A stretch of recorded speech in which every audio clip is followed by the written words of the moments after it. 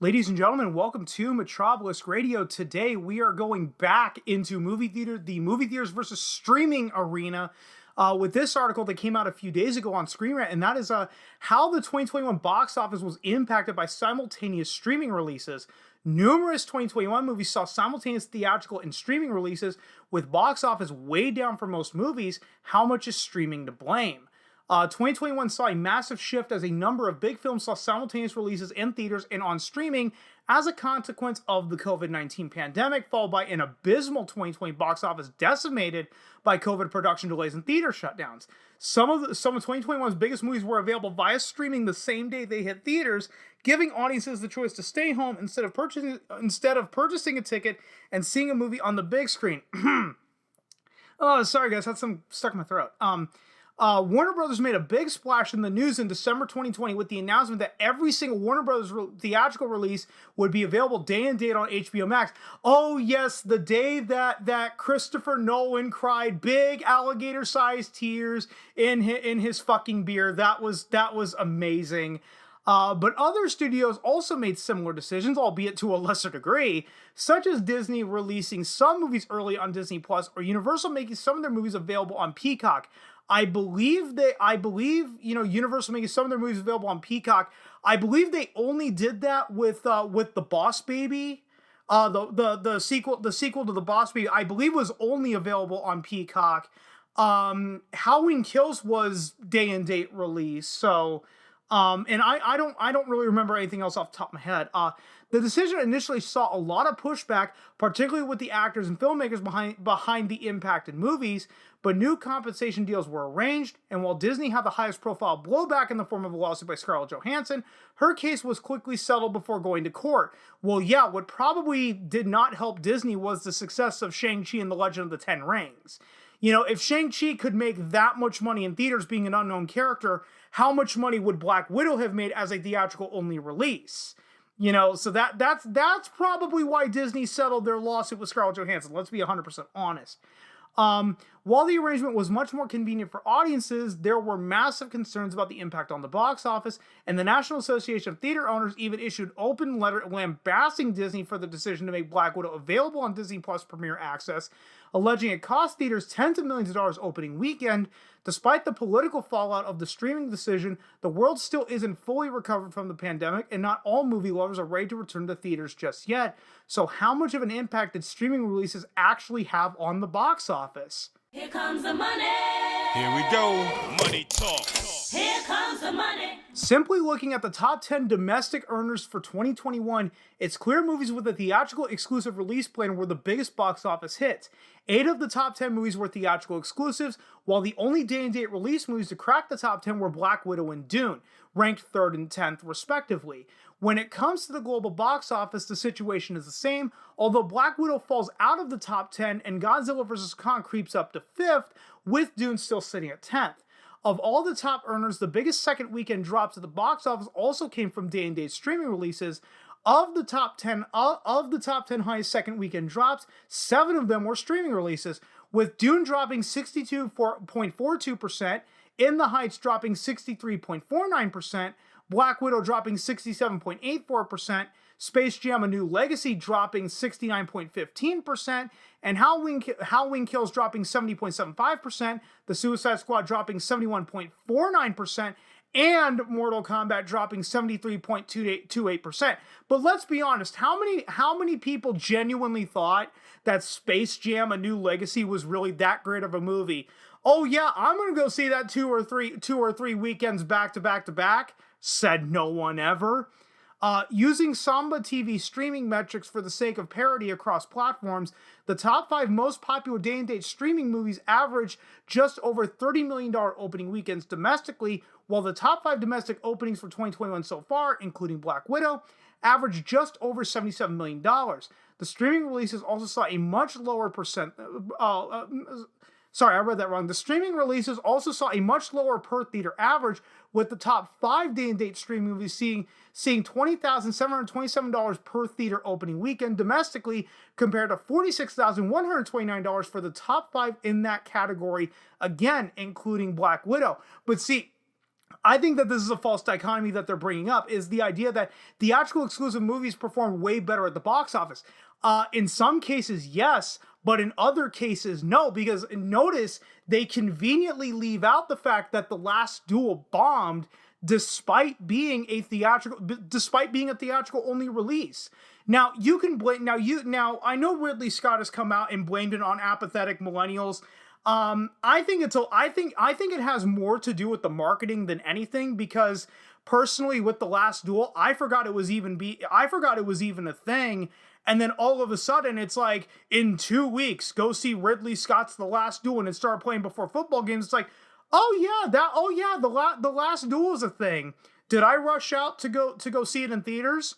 No, because I didn't feel like I needed to. So you could argue right there that I'm very apathetic, but it's like, I kind of forgot that the movie existed due to lack of marketing, and there's probably others that I'm not thinking of off the top of my head.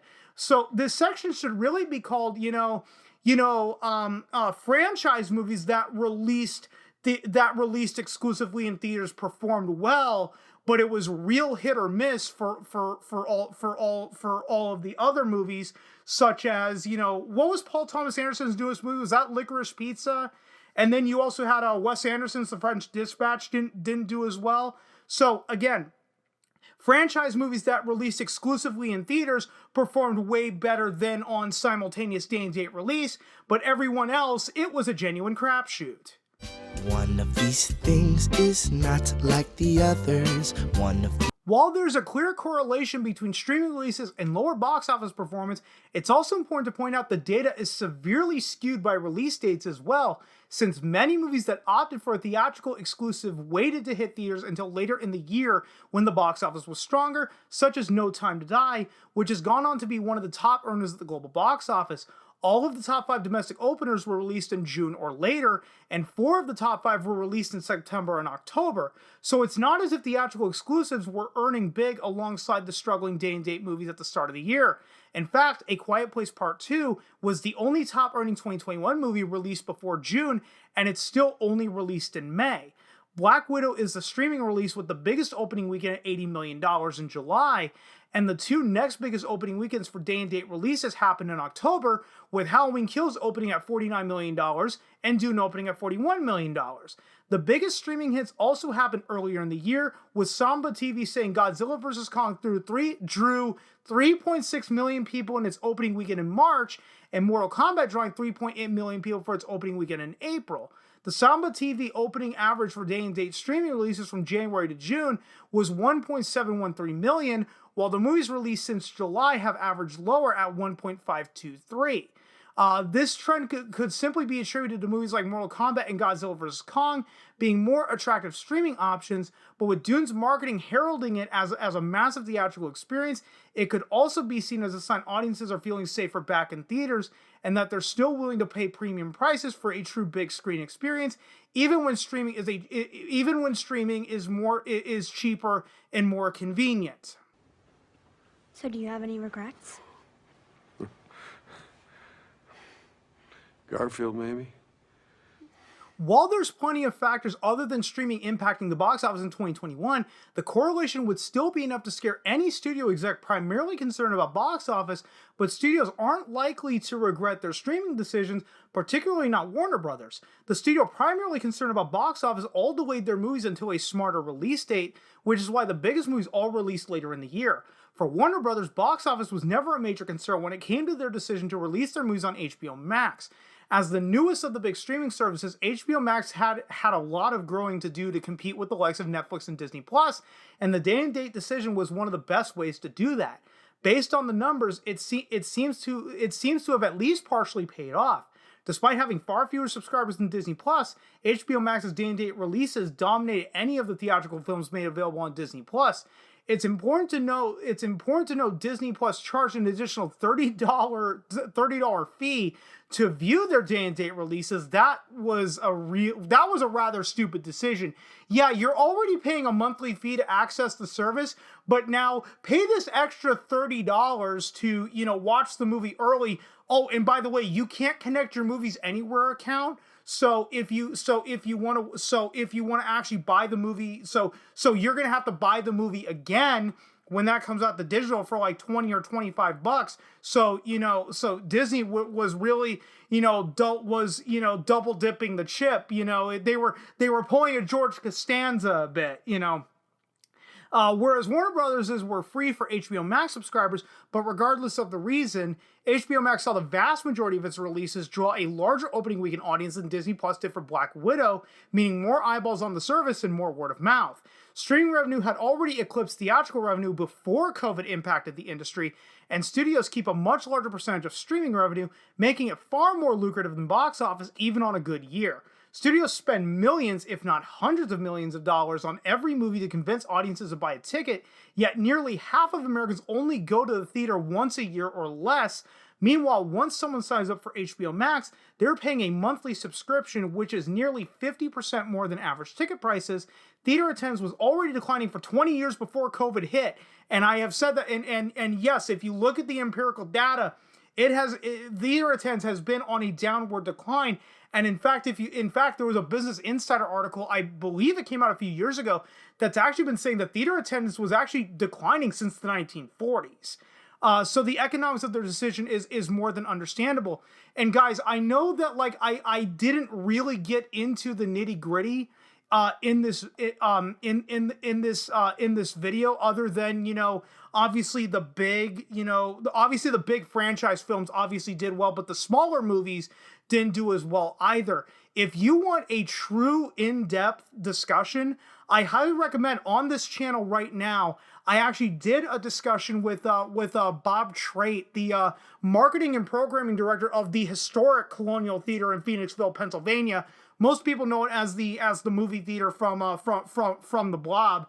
And I know that the video runtime is going to scare most of you guys. It's it's 2.5 hours, but we really go into the nitty gritty of the movie theater business, as a whole, ranging everything from the simultaneous day-and-date releases to just how the theater business model in practice even worked long before COVID. So if you want a true in-depth, nitty-gritty discussion, I have already linked to that video if you're watching this on YouTube. If you're watching this on BitChute, unfortunately, I can't upload the video there to BitChute because it's far too large.